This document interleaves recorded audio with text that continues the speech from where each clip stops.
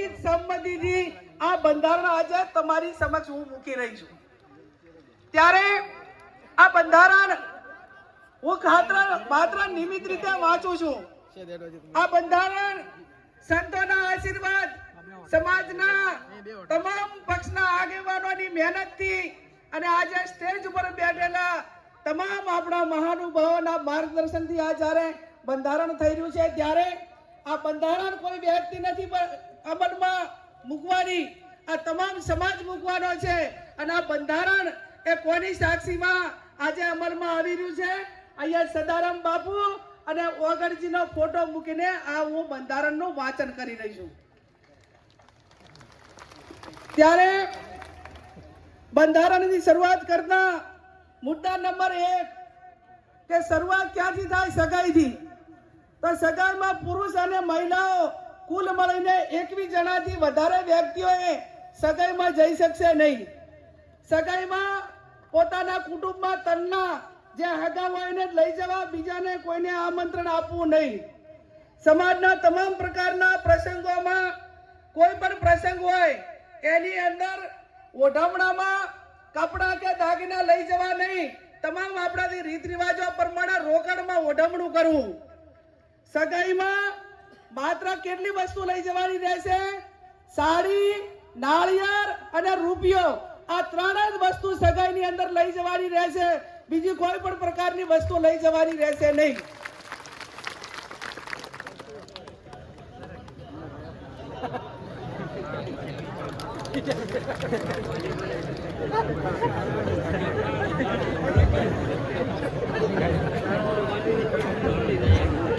મુદ્દા નંબર 2, લગ્ન તારીખો નક્કી કરવા બાબત। ઘણા બધા સમાજો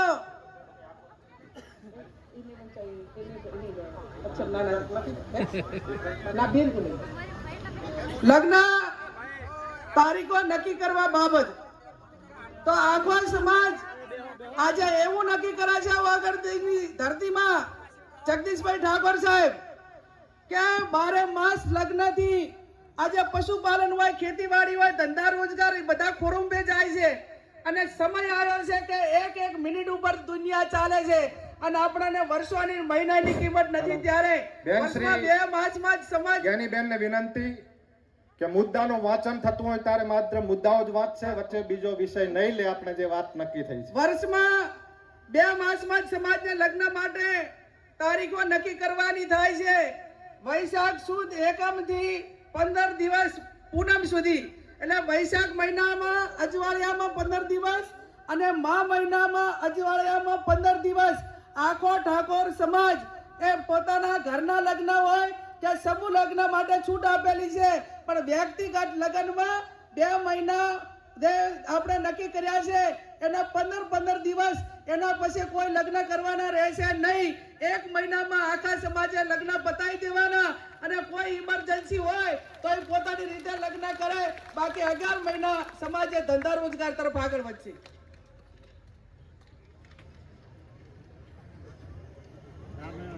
મુદ્દા નંબર 3, સગાઈ કર્યા પછી લગ્ન કરવાના હોય ત્યારે લગ્ન મૂકવાની પ્રથા સદંતર બંધ કરવામાં આવે છે। સામ સામે ચર્ચા કરીને ગણેશ લેવાના રહેશે। લગ્ન પ્રસંગે પત્રિકા છપાવવાની નહીં રહે। સાદું કાર્ડ રાખવું।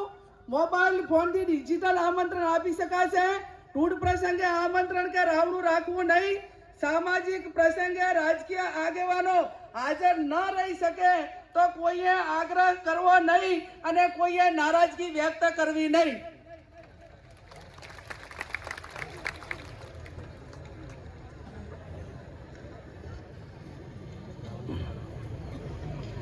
એના પછી જાન લઈ જવાના પ્રસંગે જાનમાં સનરૂફ ગાડી લઈ જવી નહીં।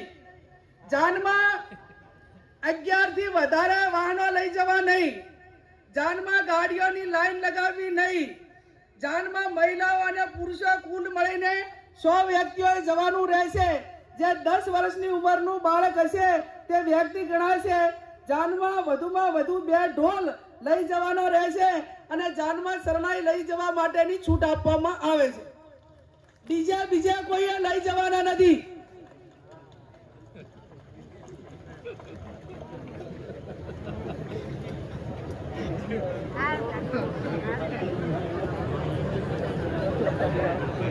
હવે આપણે પટલું દાગીના હમાઓ અલગ અલગ પંથકમાં બોલાય છે.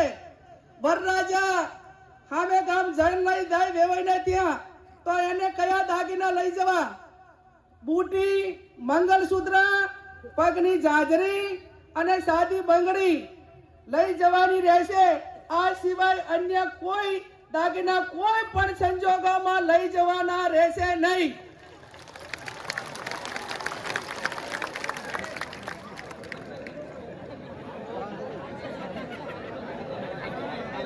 સાદી બંગડી એટલે પ્લાસ્ટિકની બંગડી. અને જેને પૈસા ઘણા હોય વહુ પરણીને આવે ત્યારે જેટલા તોલા પહેરાવવું એટલું પહેરાવજો. માનો આપણે ભાઈ ત્યાં હામે ગામ જ્યારે જાન લઈને દઈએ અને પટલાની અંદર આટલી 4 વસ્તુ જ રહેશે. લગ્ન પ્રસંગે હલ્દી રસમ, એન્ટ્રી મારવાની પ્રથા, આ તમામ પ્રકારની રસમો બંધ કરવામાં આવે છે.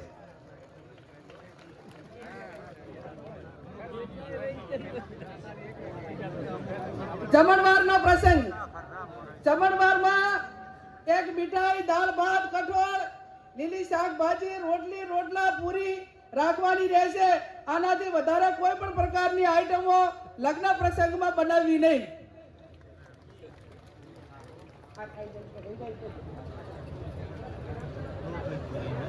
જમણવારમાં છાશ રાખવી હોય તો રાખી શકાશે.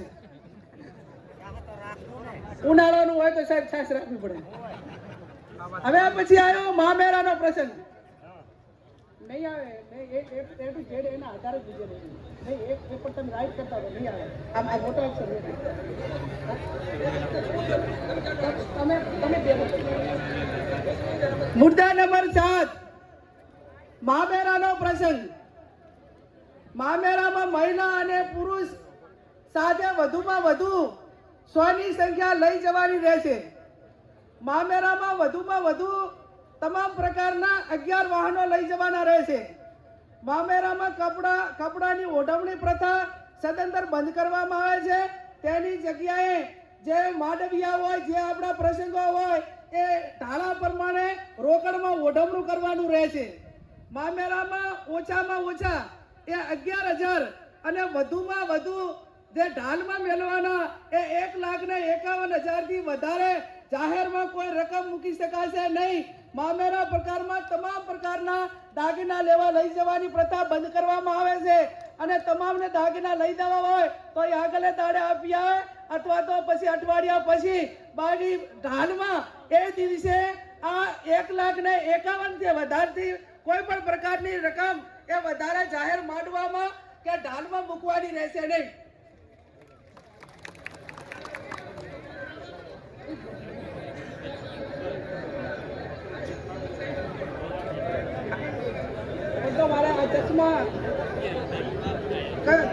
પછી આમાં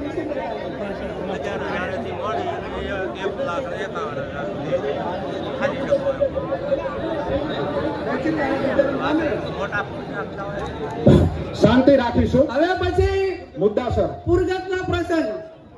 કે પુરગતમાં બાટલું, લોટો, બેડું અને ફક્ત રસોડા સેટ આપવાનો રહેશે. ભેટમાં જે વાહનો આપવામાં આવે છે એ સદંતર બંધ કરવામાં આવે છે.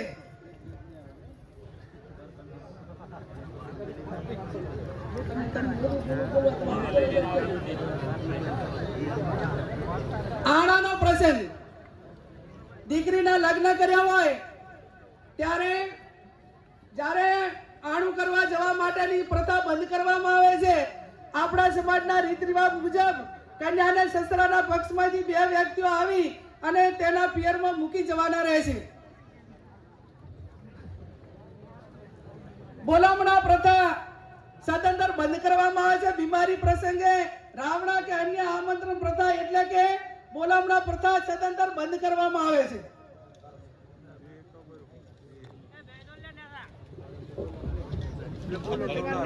મુદ્દા નંબર 11. મુદ્દા નંબર 11 ઢૂંઢ જન્મદિવસ પ્રસંગે ઢૂંઢ પ્રસંગ આમંત્રણ કે રાવણું રાખવું નહીં. જન્મદિવસની ઉજવણી પ્રસંગે સદંતર બંધ કરવામાં આવે છે. જન્મદિવસની ખુશી પેટે જે તે વ્યક્તિએ નજીકની આપણા સમાજની લાઇબ્રેરી હોય અથવા શૈક્ષણિક સંસ્થા હોય ત્યાં યથાશક્તિ ફાળો આપી શકશે. મુદ્દા નંબર 12 છૂટાછેડા બાબત. સગું કરતી વખતે બંને પક્ષોએ જોઈ વિચારી પક્ષોએ એકાબીજાના દીકરા દીકરીને સામ સામે જોયા પછી સગું નક્કી કરવું. તેમ છતાં બંને પક્ષોએ કોઈ પણ પ્રકારનો મતભેદ ઉભો થાય તો ગામ કમિટી અને સમાજે સમાધાન માટે પૂરો પ્રયત્ન કરવા છતાં સમાધાન ન થાય તો ગુણ દોષના ધોરણે નીચે પ્રમાણે વ્યવહાર નક્કી કરવામાં આવે છે. સગાઈ માત્ર કરેલી હોય તો એનો 51,000 રૂપિયા અને 50% એ પૈકીની રકમ એ શૈક્ષણિક સંસ્થામાં આપવાની રહેશે.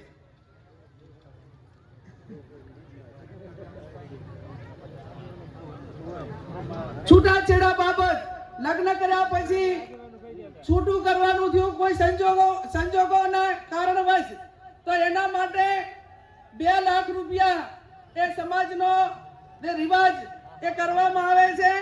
અને ત્રીજું લગ્ન કર્યા પછી સંતાન હોય તો એના માટે કરીને 3 લાખ રૂપિયા એ આપણે સમાજનો રિવાજ એ નક્કી કરવામાં આવે છે. જે 2 લાખ રૂપિયા નક્કી કર્યા છે એમાંથી 50% રકમ એ જે તે શૈક્ષણિક સંસ્થામાં આપવાની રહેશે. અને 3 લાખ જે સંતાન હોય તો એ 100% રકમ એ જે તે સંતાનોના નામે મૂકવાની રહેશે. એમાં કોઈને ભાગ આપવાનો રહેશે નહીં.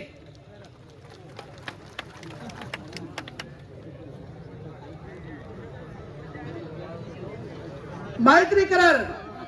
હવે મૈત્રી કરાર હોય કે લવ મેરેજ હોય આ કાયદાથી બંધાયેલી વસ્તુ છે. પણ મૈત્રી કરાર તેમજ ભાગીને પ્રેમ લગ્ન કરનારને અથવા સમાજે આ બાબતમાં કોઈ બીજા સમાજ કે એવું થયું હોય તો એને જેટલું શક્ય છે એટલું સમાધાન કરવા માટેનો પ્રયત્ન કરવો અને આવી ઘટનાઓ ન બને એટલા માટે સમાજમાં સમજણ ઊભી કરવી.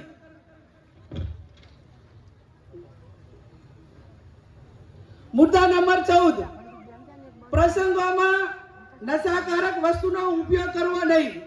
સમાજમાં કોઈ પણ સારા નરસા તમામ પ્રકારના પ્રસંગોમાં વ્યસન વાળી કોઈ પણ પ્રકારની વસ્તુ ગોળી બીડી અફીણ આ કોઈ પણ નશાના કોઈ પણ પ્રકારની બદીઓ એ લગ્ન કે આ પ્રસંગમાં ન વપરાય એવું પણ આજે સમાજ નક્કી કરે છે.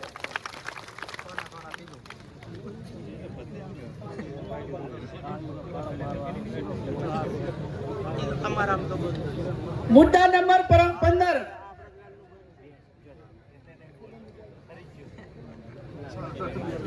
મરણ પ્રસંગે આપણા માતા પિતા કે કોઈ પણ વડીલ એ ગુજરી જાય અને ઉંમર લાયક હોય તો માત્ર મરણ પ્રસંગે ખીચડી કઢી તેલ અથવા ઘી વાપરવું આ સિવાય અન્ય કોઈ વસ્તુ વાપરી શકાશે નહીં. બેસણામાં કોઈ પણ વારને કવાર ન કરવો અને શક્ય હોય એટલું જે તે વિસ્તારના ઓલા પ્રમાણે કરીને એ ઝડપી પતે એવા પ્રયત્નો કરવા.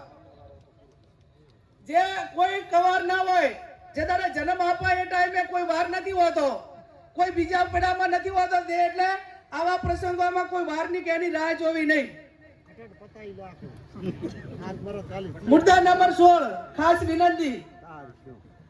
દરેક ગામમાં કુટુંબ વાઇઝ આ જે કમિટીઓ જે બનાવવાની છે એની અંદર આજે આપણું આ બંધારણ છે એ બંધારણ દરેક કુટુંબ વાઇઝ પહોંચે એના માટેના પ્રયત્નો કરવાના. દરેક તાલુકામાં તાલુકા કક્ષાએ બંધારણ અમલમાં માટે આવે તે માટે સંકલન સમિતિ બનાવવાની, તાલુકાની સંકલન સમિતિ બનાવવાની અને એકદમ ચુસ્તપણે આ બંધારણ અમલમાં થાય એના માટે તમામ પ્રયત્નો કરવાના.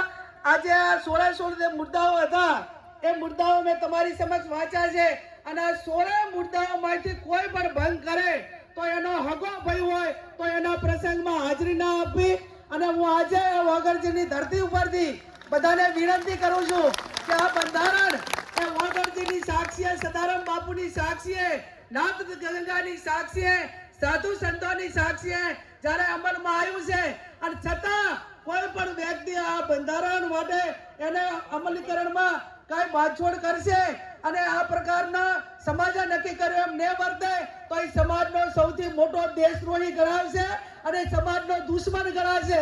એ સમાજમાં એની જોડે કોઈ પણ પ્રકારનો વ્યવહાર ન કરવો.